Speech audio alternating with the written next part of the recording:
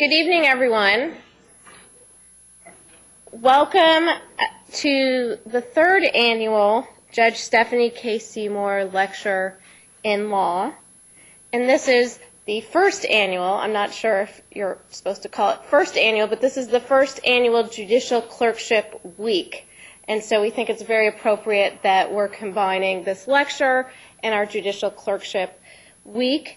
I'm Janet Levitt, for those of you who don't know me. I'm Dean of the College of Law and the Dean John Rogers Endowed Chair in Law. And this lecture is occurring during a very important season in the life of the College of Law. In just the past 6 months, we have been fortunate to announce 2 endowed chairs here at the law school. These chairs were created by major gifts from the George Kaiser Family Foundation and the Chapman Charitable Trust, and we are deeply appreciative for this investment, actually continued investment, in the TU College of Law. We have also received unprecedented support from the local legal community. For example, we recently received a gift from Gable Gottwalls that has allowed us to create several scholarships. Primarily, these scholarships are targeted for promoting diversity within our law school here. And of course, we're so thankful to all of you. I see in the audience students and faculty and members of the judiciary and former deans. And we're just so pleased to have you all here and to have your support. For me, the Judge Stephanie K. Seymour Lecture is particularly special. Today we had a panel, a judicial clerkship panel from several faculty members that have held clerkships.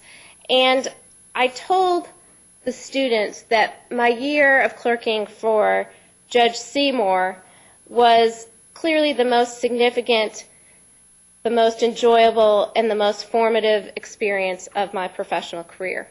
I actually almost took the word professional out of there, but I decided that my husband and my kids wouldn't really appreciate that. But Judge Seymour, who was my one-time boss, is now my most cherished mentor and a beloved friend.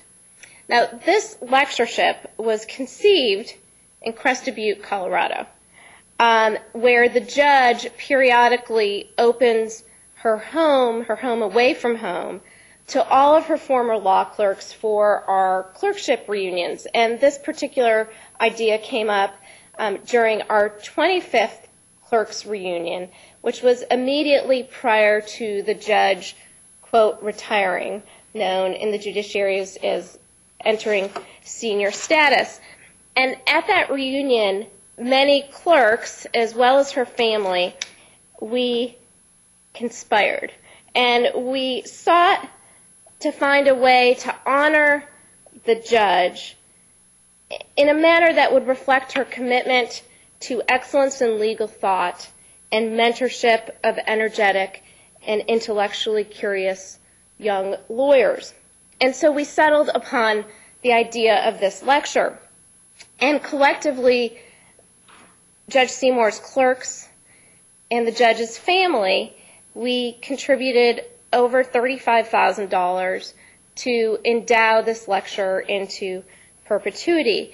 And while law schools all around the country have endowed lectureships, and some are named after jurists as prominent as Judge Seymour, this lecture is unique. In fact, I believe it's just absolutely one of a kind. First, I do believe that it is the only lecture in the country that is funded by law clerks in honor of their judge, and that alone speaks volumes about the relationship that Judge Seymour maintains with her clerks. And second, most endowed lectures are delivered by senior or perhaps well-seasoned academics.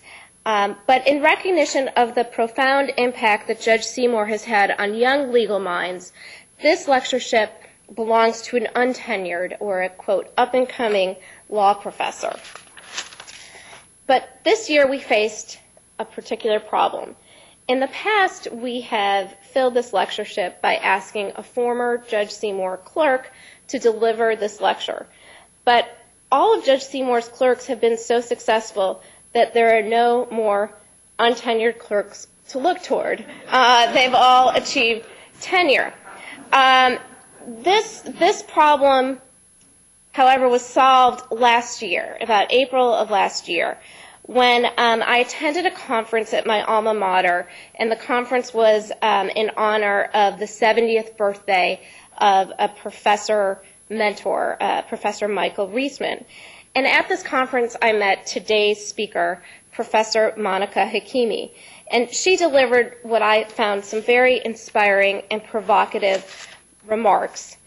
And I believe that Professor Hakimi, in her incisive legal reasoning, her unswerving commitment to justice and civil liberties, and her understated style, in these attributes, I believe that she struck me as someone who personified those qualities that define Judge Seymour.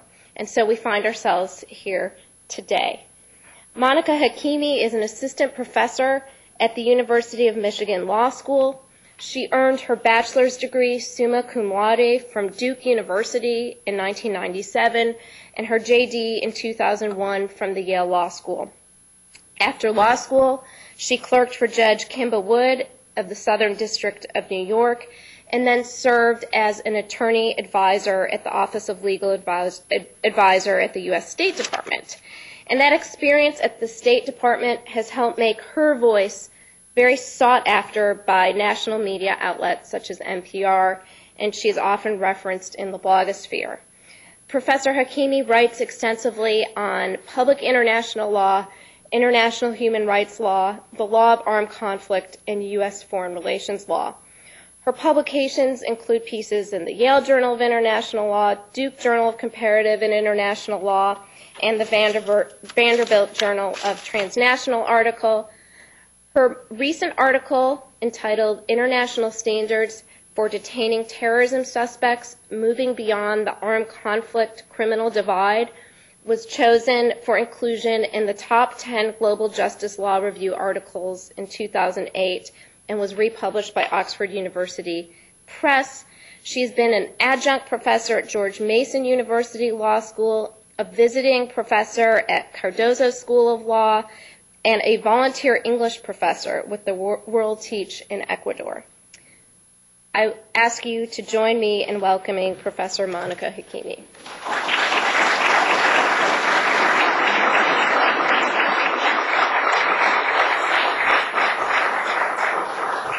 Well, thank you, everyone. Thank you for having me here today for that very kind introduction.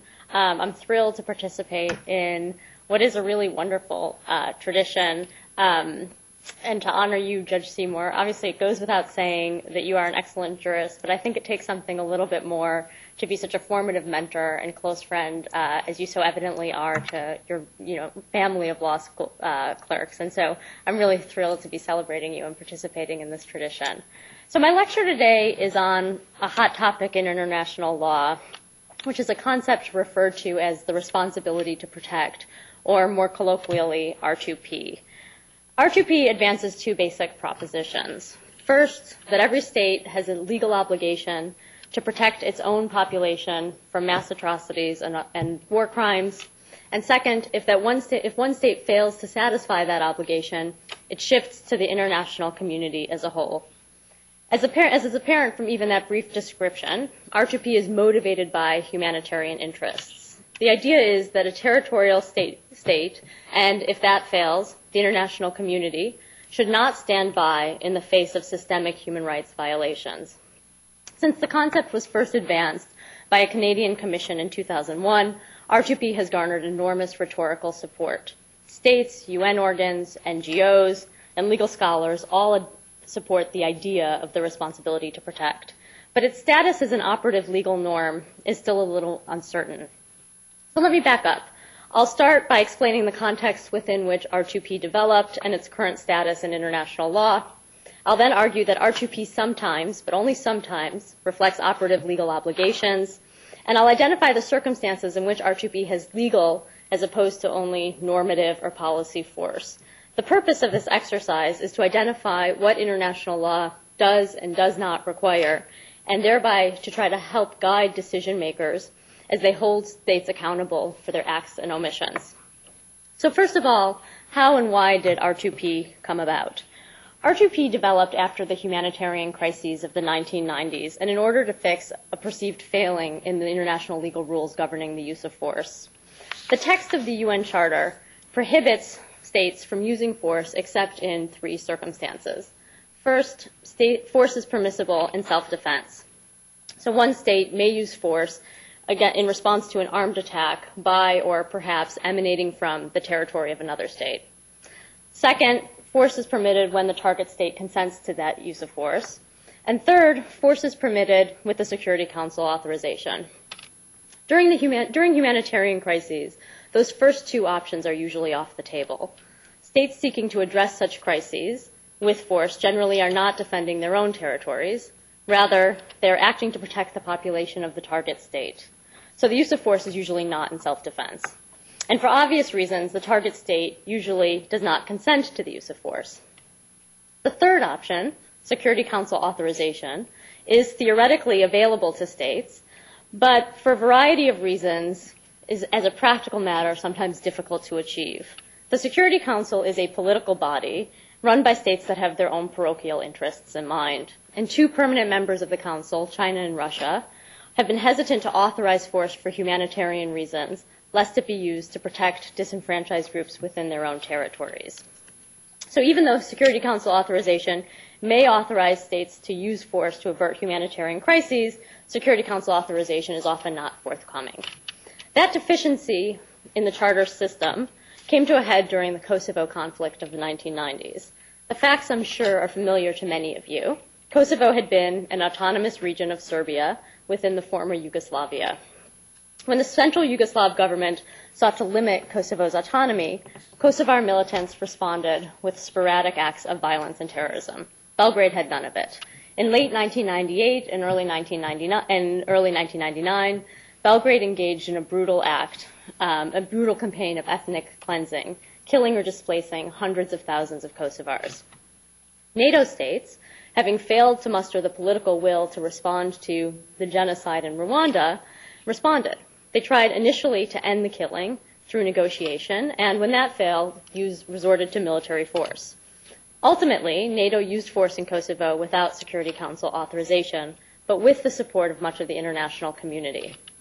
Now, the Kosovo War was not the first time that states used force for humanitarian reasons, but many in the international community considered humanitarian interventions without Security Council authorization to be unlawful. After all, the Charter did not permit it. And in the Kosovo case, NATO states clearly did not have Security Council authorization. The Kosovo case led to a lot of soul-searching within the international community. Kofi Annan, the then UN Secretary General, put the dilemma in rather stark terms. He asked, and I'm quoting, "To those for whom the greatest threat to the future of the international order is the use of force in the absence of Security Council mandate, one might ask in the context of Rwanda, if in those dark days leading up to the genocide, a coalition of states had been prepared to act in defense of the Tutsi population, but did not receive prompt council authorization, should such a coalition have stood aside as the horror unfolded?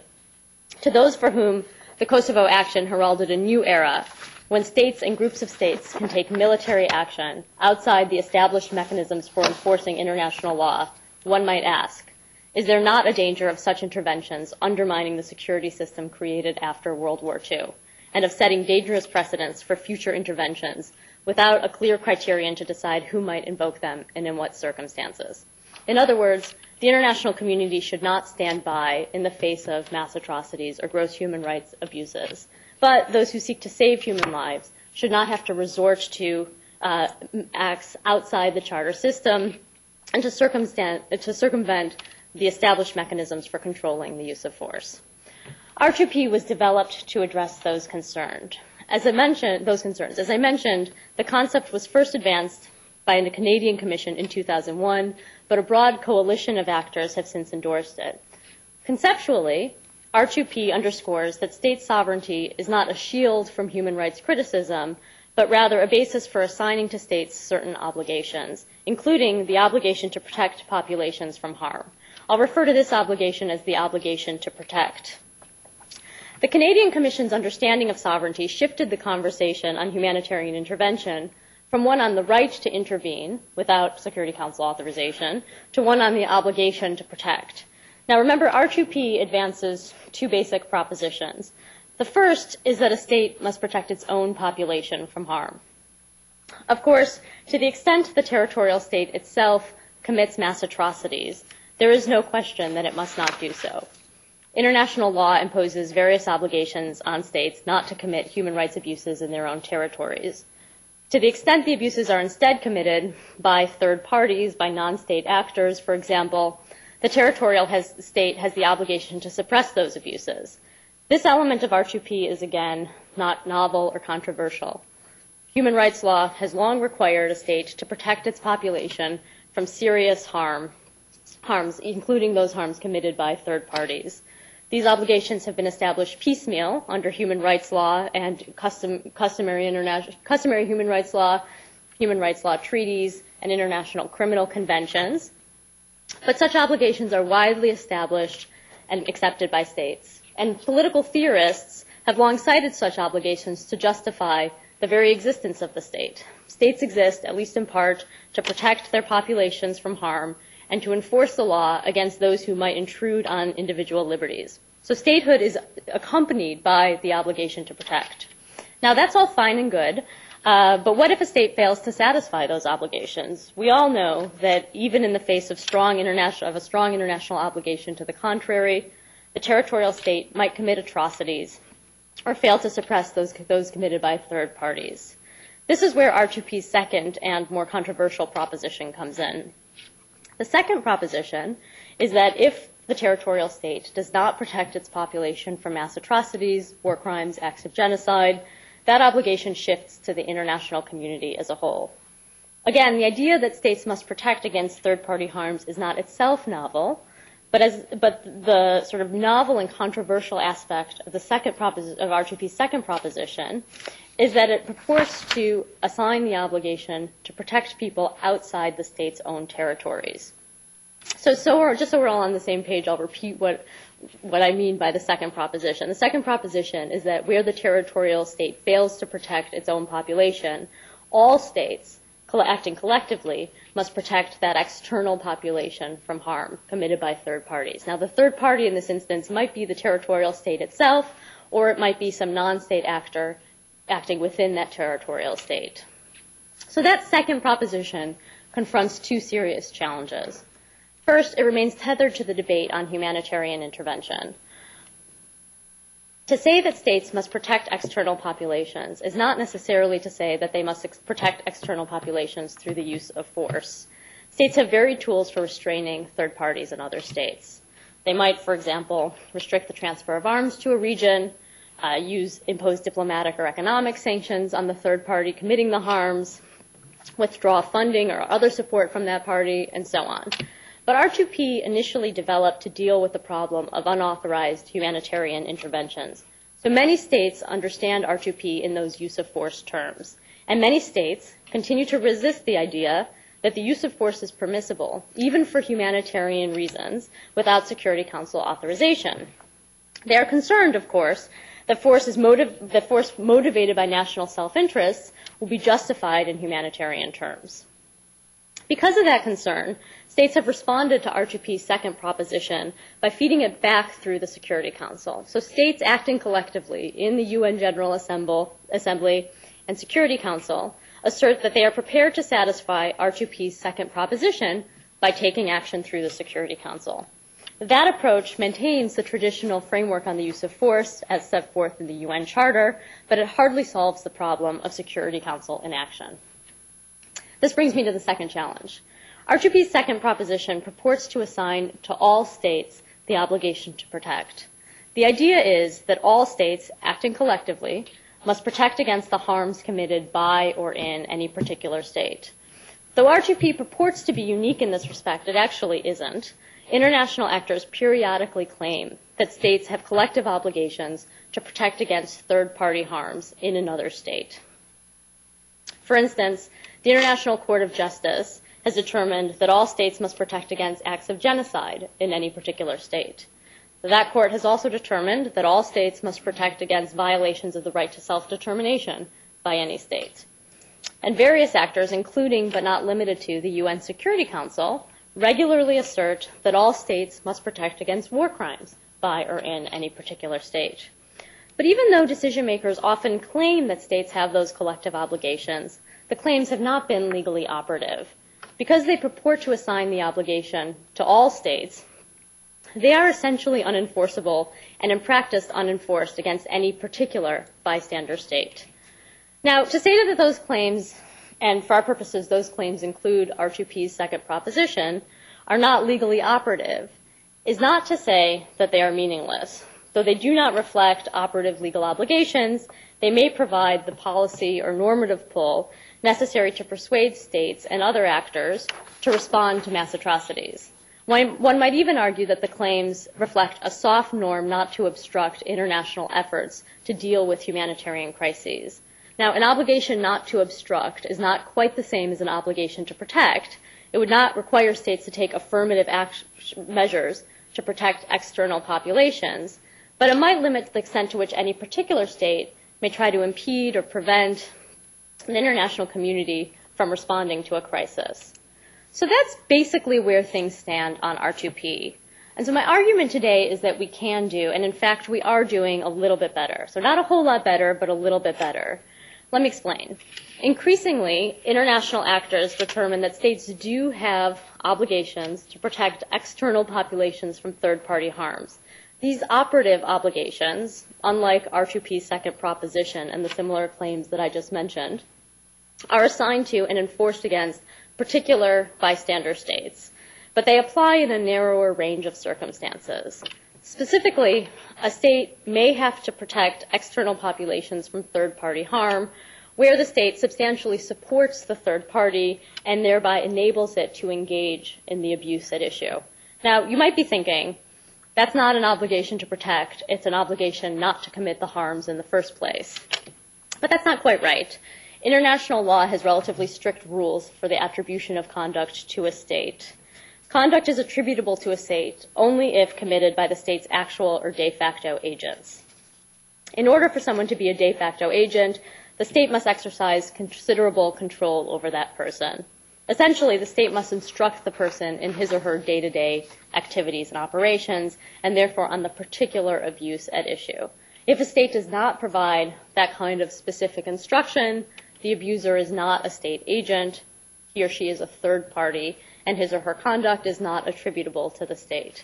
But perhaps you're thinking this, even if the abuses themselves are not attributable to the state, surely the act of supporting the abuser is attributable to the state. By supporting the abusive third party, doesn't the state essentially participate in the abuse? And here again, the rules are quite strict. A state is accountable for its aid or assistance, but only where that aid or assistance was given with the goal of facilitating the conduct in question.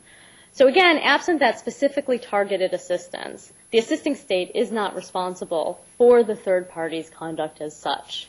My argument is that even though the enabling state is not accountable for committing or participating in the abuse, the state may be accountable for failing to restrain the third party that it has already enabled. In other words, once a state provides a sort of general support to the third party and therefore creates conditions ripe for that third party to commit abuses, the state has an obligation to step in and try to prevent that party from doing so.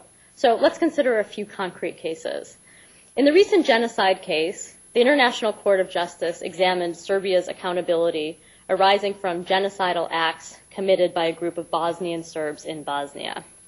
So here, the abusive third party was a group of Bosnian Serbs, and the state being held accountable was Serbia. The court determined that Serbia did not demonstrably participate in the acts of genocide at Srebrenica. In other words, Serbian agents were not shown to have participated or assisted in those acts. Nevertheless, the court held Serbia accountable for failing to satisfy an obligation to protect. That obligation, found in the Genocide Convention, presumably bound all state parties to that convention. If it binds all state parties, the obligation presumably is a collective one, right? The kind of obligation that I just said is not legally operative. But in the genocide case, the court made the obligation operative by assigning it to particular states. It explained that the collective obligation to protect varies depending on each state's influence over the abusers. Here, the court uses influence in a way that suggests that the relevant criterion for assigning the obligation to a particular state is the state's capacity to avert the harm. The state that is most capable of influencing the abuser, according to the court's language, or the court's language suggests, has the strongest obligation to protect. But something else is clearly animating the court's decision in this case. Serbia was not a disconnected bystander with only the capacity to influence the Bosnian Serbs.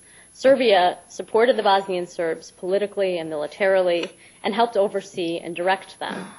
That relationship is relevant, according to the sort of court's understanding of influence, because it means that Serbia was especially capable of restraining the Bosnian Serbs. But that relationship is also relevant because it suggests that Serbia should have restrained the Bosnian Serbs, even if Serbia did not itself participate in the misconduct, even if it did not participate directly in the acts of genocide at issue. It put the Bosnian Serbs in a position such that they could violate rights. And having in some way enabled that conduct, Serbia could not stand by, even though other states with the capacity to influence the Bosnian Serbs presumably could. Other practice confirms that a state may have an obligation to protect external populations from third-party harms in cases where the state substantially enables the third party to commit those harms.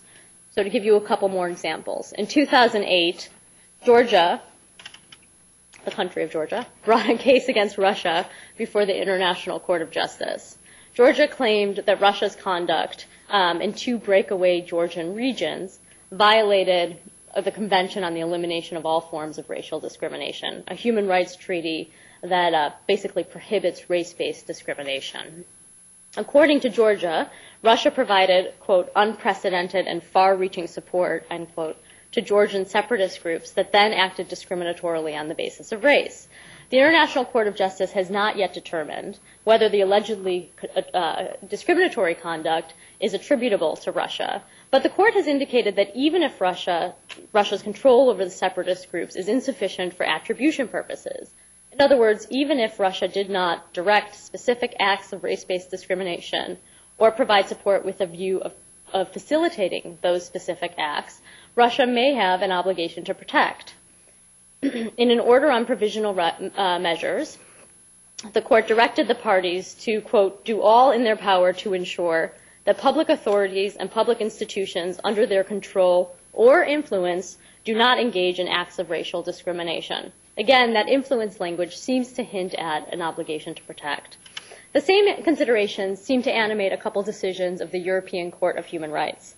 So, for example, Cyprus brought a case against Turkey for abuses committed by the Turkish Cypriot administration in northern Cyprus. Turkey had propped up the Turkish Cypriot administration, the so-called TRNC, and provided the TRNC with immense political and military support.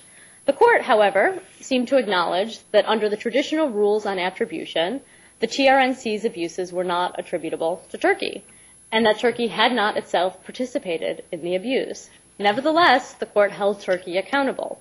Having essentially created the circumstances giving rise to the TRNC's abuses, Turkey had an obligation to protect. It was held responsible for standing by. Finally, a similar logic seems to justify what's known as the obligation of non-refoulement. The obligation of non-refoulement is actually a very well-established human rights obligation. It prohibits a state from returning someone to his or her home country where there's a serious risk that the person will be subject to abuse in that country. That obligation is an obligation to protect. In the absence of any risk of abuse, a state may deport someone to his or her home country. The obligation of non-refoulement requires the state not to return the person in order to protect him or her from abuse by that third country. A state that deports someone despite that risk typically does not participate in the abuse with a view to facilitating it. Nevertheless, the deporting state enables the third party to engage in the abuse. But for the deportation, the person would be protected. So the deporting state has an obligation to protect. I will note that this is the obligation that actually limits the U.S. government's ability to send a lot of the detainees now held at Guantanamo Bay back to their home countries, even after the U.S. government has determined that those detainees don't pose a sufficient security threat warranting their detention. So the reason we can't send a lot of these folks back to their home countries is that there's a serious risk that their home countries will engage in torture, and so we're sort of left holding them at Guantanamo Bay even after the executive branch has determined they pose the United States an insufficient security risk to justify their detention. So the scattered practice seems to support the following. A state may have to protect external populations where the state substantially enables an extraterritorial third party to violate rights. Now, it's not clear how much support the enabling state must provide in order to trigger that obligation, but it's clear that the state's contribution must be considerable. So something more than mere financial aid and less than the knowing assistance necessary for attribution. Though the enabling state does not knowingly assist in any particular misconduct, it is causally connected to that misconduct by virtue of its general support for the abusive third party. And that contribution justifies assigning to the state an obligation to protect. In other words, for requiring the state, the enabling state, to try to restrain the abusive third party and thereby to protect against the harm caused by that third party to some external population. Having substantially enabled the third party to violate rights, the state may not stand by. So how does that obligation, what I'll call the operative obligation developed under human rights law, compare to R2p's second proposition, which, as I discussed, is essentially inoperative? First, the operative obligation is assigned or distributed to a particular state rather than to the entire community of states.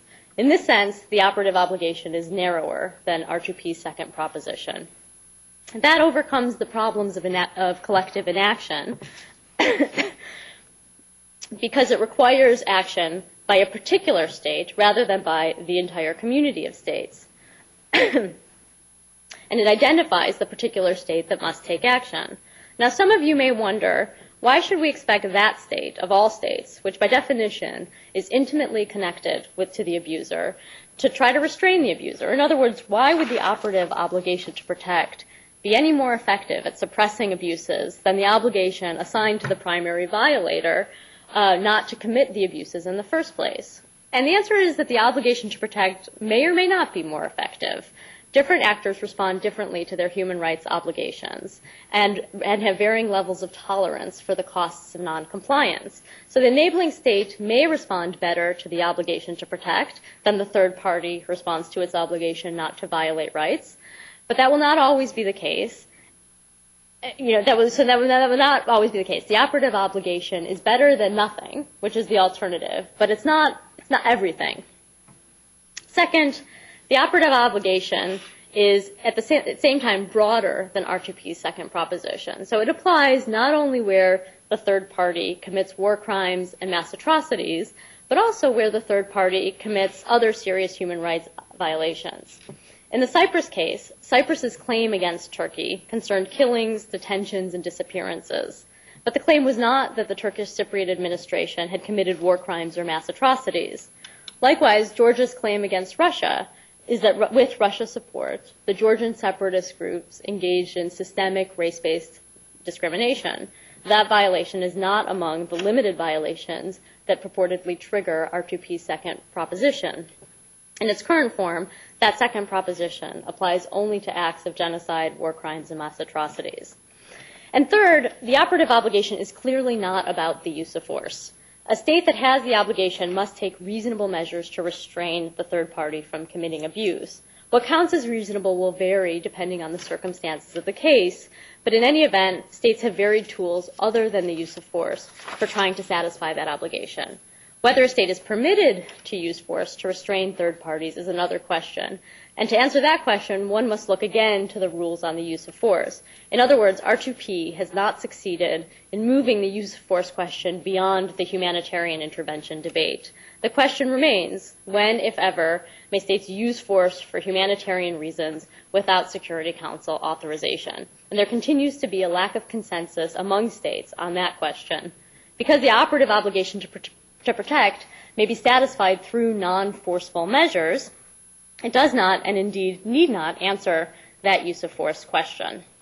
So let me wrap up by identifying where we are on the responsibility to protect and saying a few words on enforcement, which is often cited as the bane of human rights law.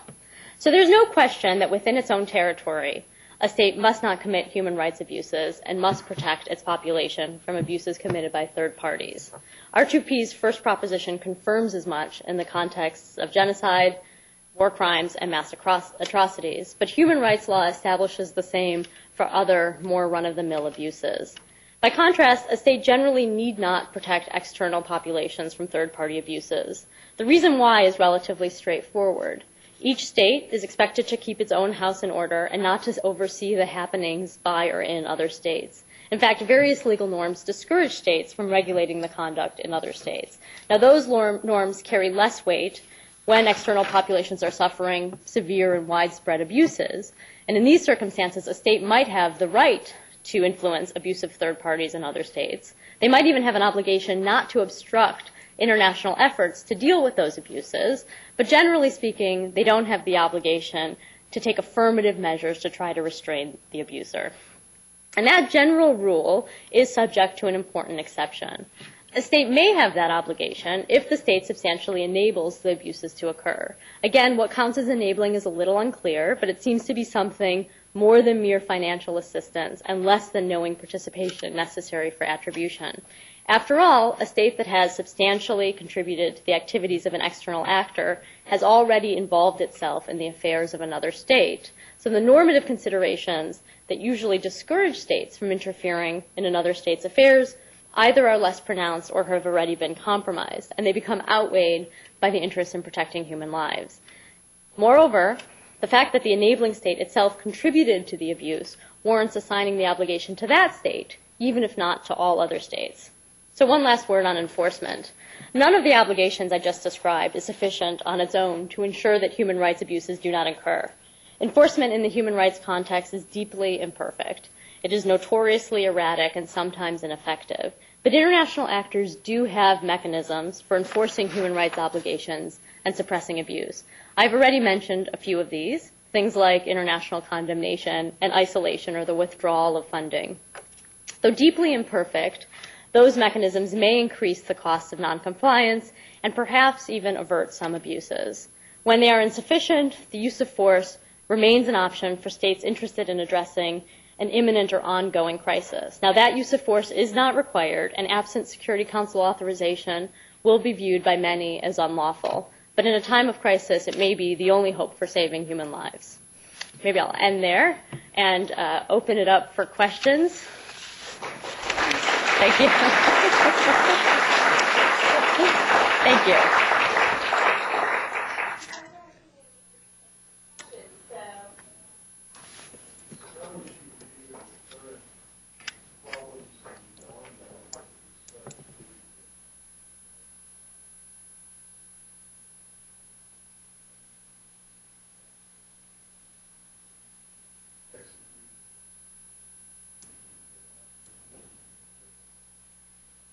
Yeah, so this is I think, as I view it, I don't know exactly all the facts, but as I understand it, this is a classic situation of the state itself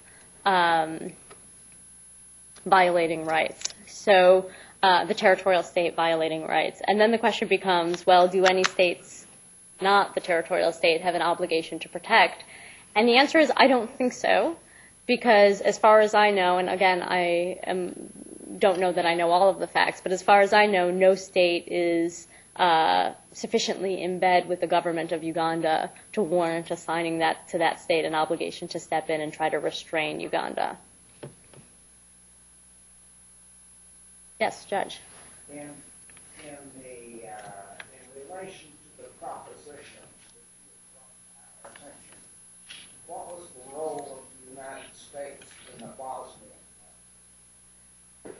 In Bosnia, the United States, if I recall correctly, did not, was an active negotiator in trying to resolve the crisis, but, did not use military force in an effort to avert a humanitarian disaster.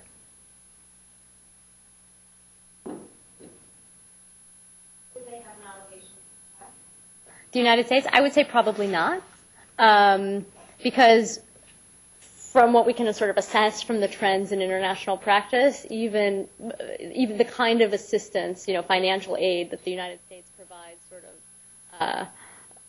bad acting states all over the world is not enough to sort of trigger this obligation. And you might say, well, why isn't it enough? Why shouldn't the United States, which has the capacity to restrain all sorts of bad actors by withdrawing assistance or other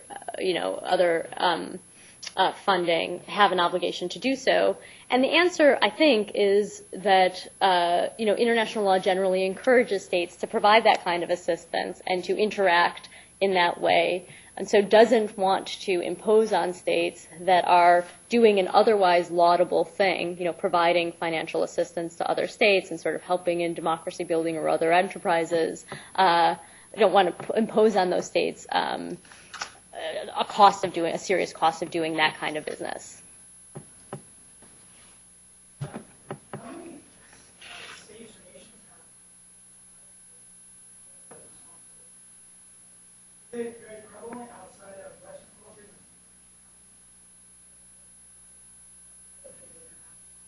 Yeah, it is actually, like I said, it's gotten a lot of at least rhetorical support. The General Assembly, which is comprised of essentially every country in the world, although not in fact every country, has sort of unanimously endorsed the concept of the responsibility to protect, especially when it comes, the first proposition, especially the idea that a territorial state must protect its own population.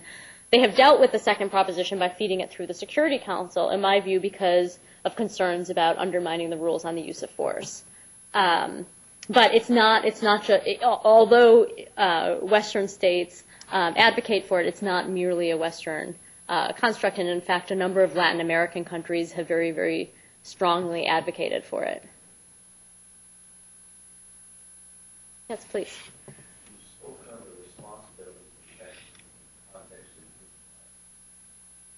wondering if it would be extended, extendable, or it has been extended. Operation guns of mass destruction.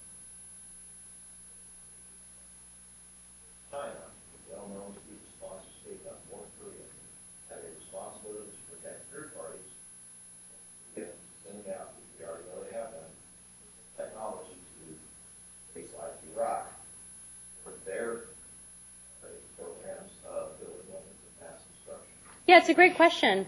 I don't know that it's that such an obligation is defined as an obligation, but I do know that a number of states have decided to enforce something analogous to that obligation against proliferators. So under what's known as the Proliferation Security Initiative, a number of states have grouped together to try to prevent nuclear states from sharing their nuclear secrets, or from prevent new states from acquiring sort of nuclear weapon capability, and so have enforced that against both the proliferators and the states seeking to attain more nuclear capability. Although it's not defined in terms of an obligation to protect, there are sort of a bunch of other instruments that establish the obligations not to proliferate. The one scenario in which I think there is a really good comparison, though, is the obligation to deal with transnational terrorist threats emanating from your territory. And there is quite a robust obligation that resembles the obligation on the territorial state to protect against third-party harms. Yes, in the back. Thank you for being helpful. I guess I do have a couple of questions about what you're saying. This, as you mentioned, has arisen out of oral war about West. And so, from what your lecture said there about I would be the United States, and along perhaps France and Great Britain, several countries in the world that can actually do this, have no obligation to get involved. Rwanda, so you would have no obligation as surely with we were quite heavily involved. I mean, American warplanes fall down that.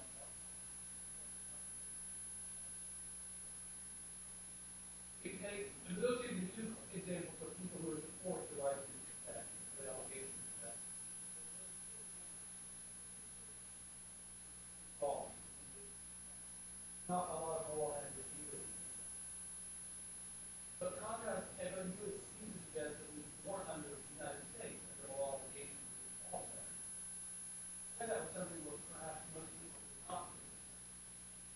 Iraq, where Saddam Hussein, with American weapons, tried to do U.S. arms sales, literally American. Engaged in what I think most people would agree with a fairly brutal regime that had an ethnic cleansing component, but it also just a generalized brutality. And done with largely American-made weapons, American-supplied weapons. It would also seem, I just want to characterize the movement as a whole, but most people are close, especially with the movement for American military units. What if you perhaps resolve what seems to be contradictions?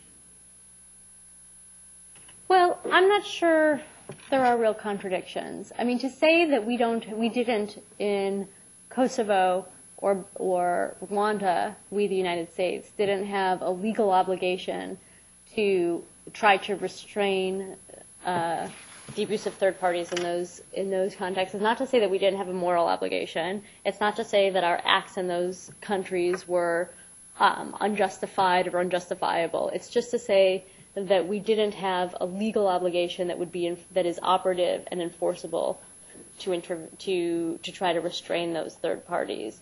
And if your third example is Iraq circa 92. Even up to the invasion, general brutality, which is done with American weapons. Yeah. So look. Though I might want there to be a legal norm that requires the United States to do something in that situation, I just don't think that's where we are right now. Because for the reasons I just mentioned, international law generally encourages states to engage in these kinds of assistance. When it comes to military aid, there's just not the support to suggest that that aid alone is the sort of aid that triggers the obligation. There needs to be something a much closer relationship. Now, you might ask, well, what about something like China and Darfur, or some have said, the United States and Israel, where you have really, really close relationships, and the United States or China is providing not just military support, but also political support and legal support, and is sort of closely associated with those regimes. I think the precedents as created by international courts still would not would not trigger the obligation for China and Darfur or the United States and Israel. But I also think that there are a lot of actors on the international stage who are willing to be a little more a little less rigorous in their application of legal norms, and might very well invoke these norms to assert that the United States, with respect to Israel, or China with respect to Darfur, has this kind of obligation, and in fact they have. Yes?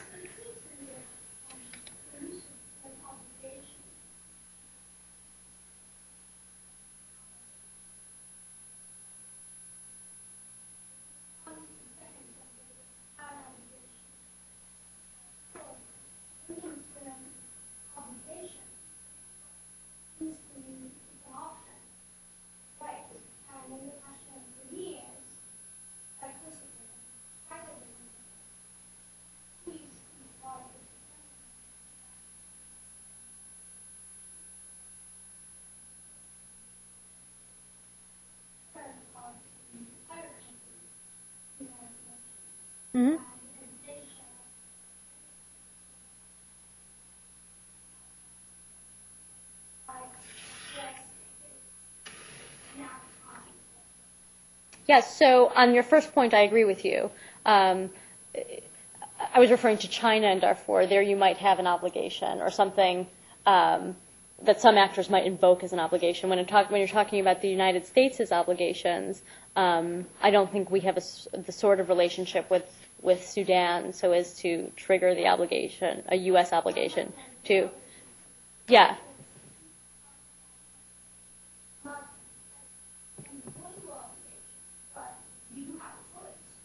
We have a right. Right, we have a right. Well, some would say we don't even have the right to use force in Darfur. That's the sort of humanitarian intervention debate. Nevertheless, we have a right to try to restrain Sudan through other mechanisms. So in Kosovo, we used military force. So, okay, so let me back up. So R2p advances two basic propositions. The second one being that a state has, the community of states has an obligation to step in and protect against these horrific crimes or atrocities when committed by or in any particular states. That proposition is tethered to the debate on the use of force. So the suggestion is that they should in some way use force to deal with these humanitarian crises. And the way in which the international community has dealt with it, by which I mean states acting collectively, have dealt with that second proposition, as they've said, yes, we're fine, we're happy to sort of apply the second proposition of R2p. In other words, we're happy to deal with humanitarian crises through the use of force, so long as we obtain Security Council authorization. Right? So they have tried to loop it back into the original charter framework for using force. So excuse me? So in Kosovo, we used force without Security Council authorization, and that's why it did, excuse me? Well, it fit into the initial idea that the international community should respond to these crises, but it didn't fit into, and this is, I think, your second question, the procedural mechanism for responding to these crises with force. It's because the UN Charter requires this absent an act of self-defense or the consent of the target state requires states to obtain Security Council authorization in order to use force.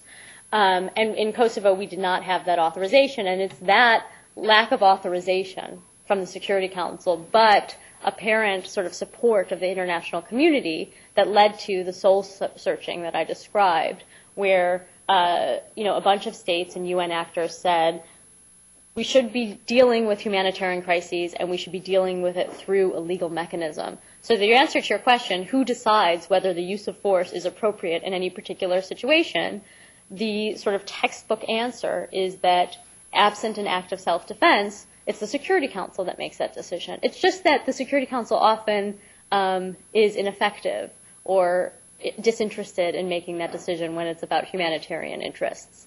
And so there is a debate still ongoing about the extent to which states may use force without Security Council authorization for humanitarian purposes, even though that act would be inconsistent with the Charter text. R2p was designed to deal with that problem, and it failed, basically, because the debate remains.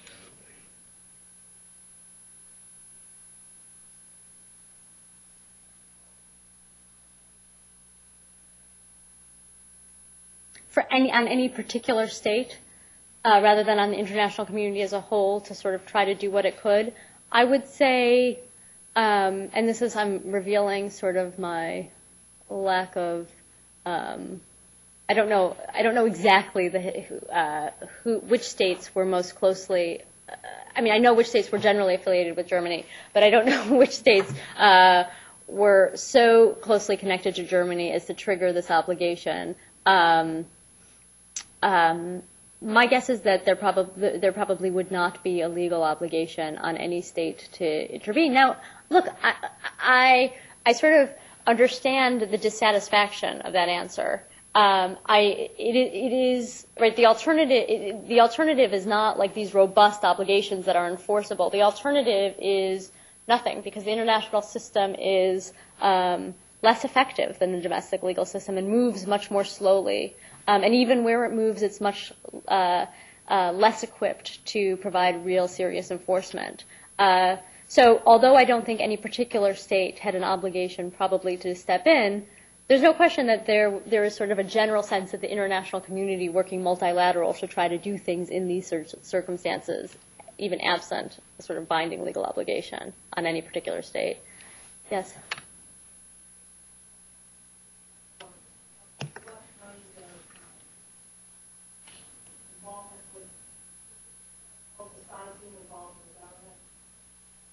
So I think it's the sort of thing propping up a regime and providing. So maybe early installment of the Karzai government in Afghanistan. That might be the sort of relationship where the U.S. might have an obligation to protect against gross human rights violations by the Afghan government. Likewise with the sort of incipient government in Iraq. Where it's not just about providing some kind of assistance, from what I can tell from the precedent and the trends, but it's about really being sort of creating the conditions within which that sort of are ripe for abuse, for the third party to engage in that kind of abuse. So we're sort of really sort of installing or supporting that third party. Yeah.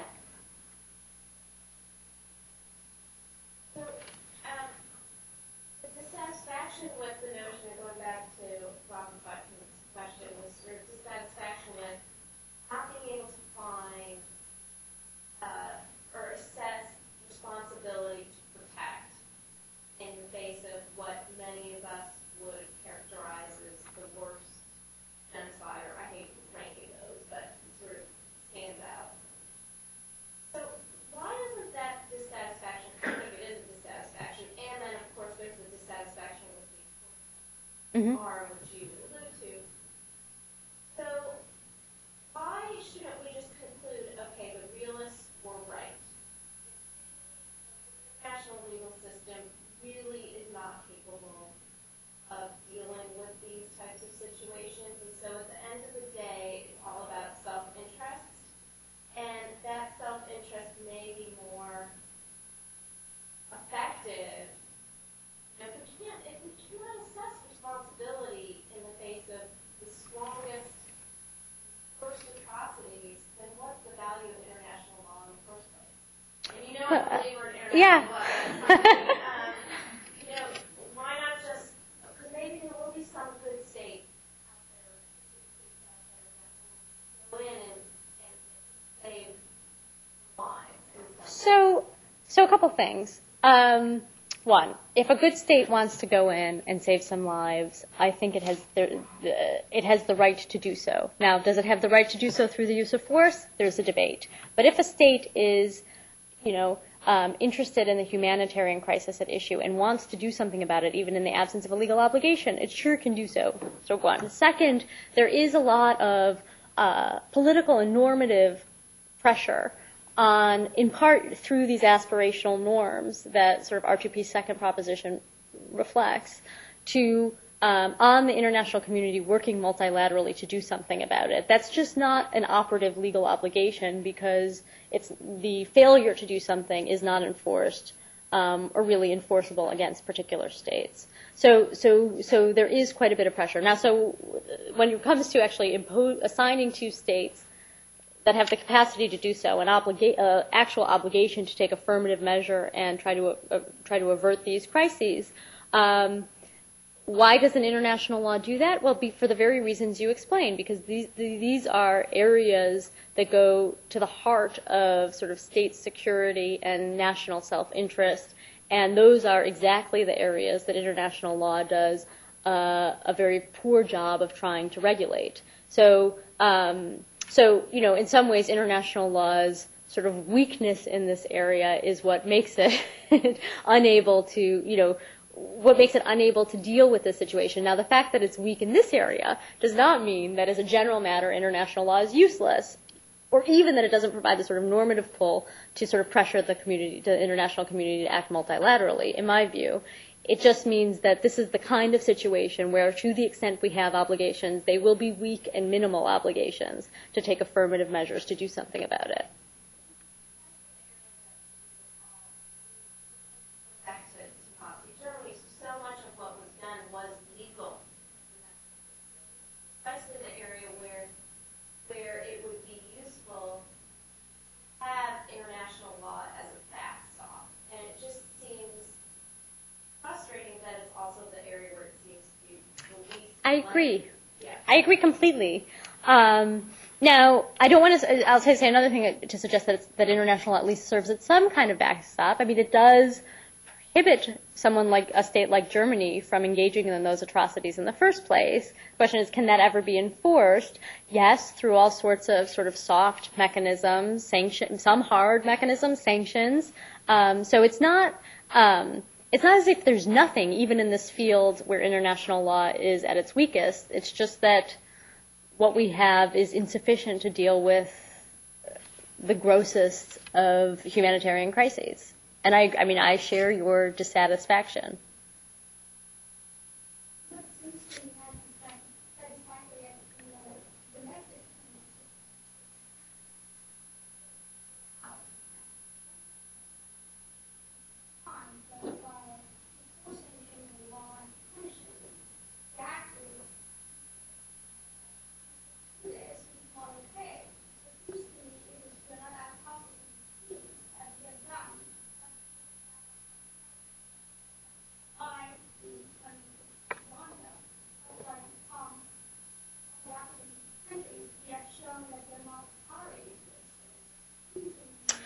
Yeah, so I should plant you in my international law class, because I make this analogy myself. I agree with you.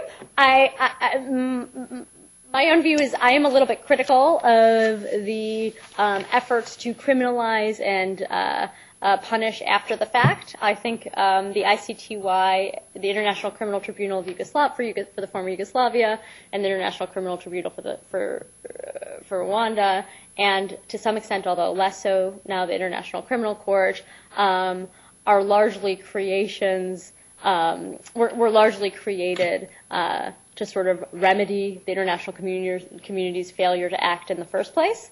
So I would much prefer, instead of having like a couple folks criminally prosecuted, like a relative small number of folks criminally prosecuted before the ICTY, a prevention of the conflict, or a minimization of the conflict in the event. But I agree with you that they are an effort to say, like, we take this seriously, and and we will try to do what we can to enforce what we understand to be the law against bad actors, violators.